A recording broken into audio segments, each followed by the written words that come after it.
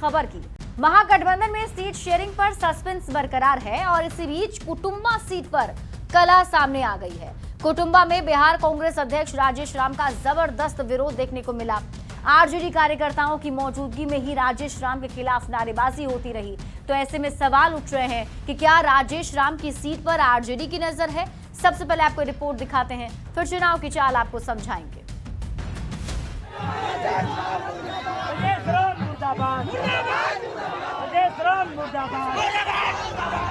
हाथ में आरजेडी का झंडा,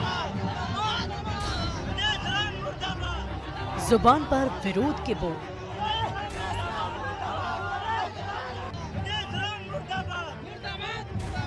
कांग्रेस के प्रदेश अध्यक्ष राजेश राम के विरोध में नारेबाजी की ये तस्वीरें औरंगाबाद से सामने आई है, जहां रविवार को अपने ही विधानसभा क्षेत्र कुटुंबा में राजेश राम को जबरदस्त विरोध का सामना करना पड़ा। सोशल मीडिया पर तेजी से वायरल हो रहे इस वीडियो को लेकर दावा किया जा रहा है कि वीडियो कुटुंबा के पथरा गांव का है। बीते दिन बिहार कांग्रेस अध्यक्ष एक स्कूल का शिलान्यास करने पहुंचे थे। राजेश राम को देखते ही कुछ युवक भड़क उठे और सामने ही मुर्दाबाद के नारे लगाने लगे।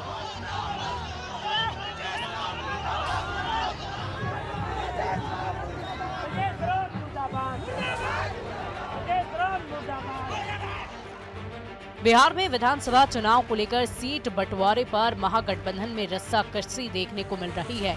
आरजेडी और कांग्रेस के बीच जारी नूरा कुश्ती और अंदरूनी कलह सतह पर आ गई है।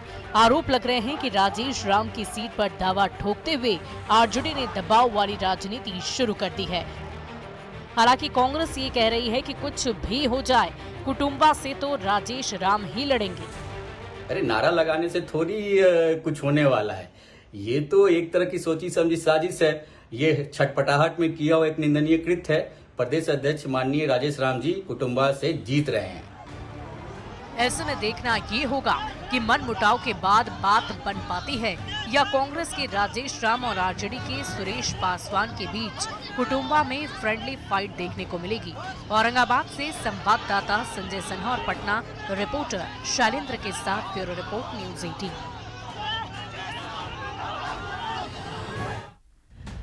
और अब हम आपको चुनाव की चाल समझाते हैं, लेकिन उससे पहले समझना जरूरी है कि कुटुंबा सीट को लेकर विरोध की कहानी क्या है। तो आइए जल्दी से आपको पहले ये बता देते हैं। आपको बता दें कि राजेश कुमार कुटुंबा के पथरा गांव गए थे और कुछ युवक ने उनके खिलाफ नारेबाजी कर दी और इस बीच भीड़ से नारेबाजी हो रही थी। माना जा रहा है कि कुटुंबा में विरोध के पीछे की कहानी महागठबंधन में सीट पर पेंच से जुड़ी हुई है और दोनों पार्टियों पर दबाव की राजनीति के आरोप लग रहे हैं।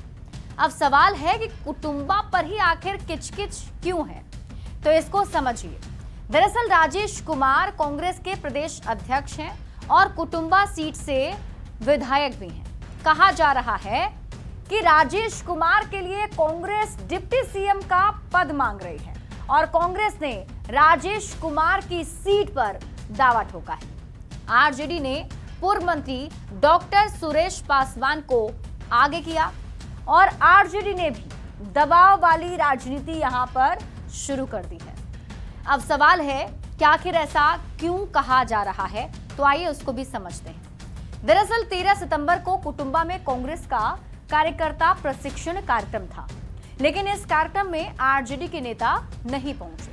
वहीं दूसरी ओर 18 सितंबर को महागठबंधन कार्यकर्ता सम्मेलन हुआ। कार्यक्रम में कांग्रेस का कोई भी नेता नहीं पहुंचा, जबकि आरजेडी के न्योते पर लेफ्ट और वीआईपी के कार्यकर्ता पहुंचे थे। मतलब ये कि पहले एक दूसरे के कार्यक्रम में नहीं जाना और फिर राजेश कुमार के विरोध का वीडियो वायरल होना खटपट की खबरों को बल देता है। और यही वजह है कि इस बार ये कहा जा रहा है कि कुटुंबा सीट पर महागठबंधन के अंदर किचकिच जारी है। बढ़ेंगे आगे और बात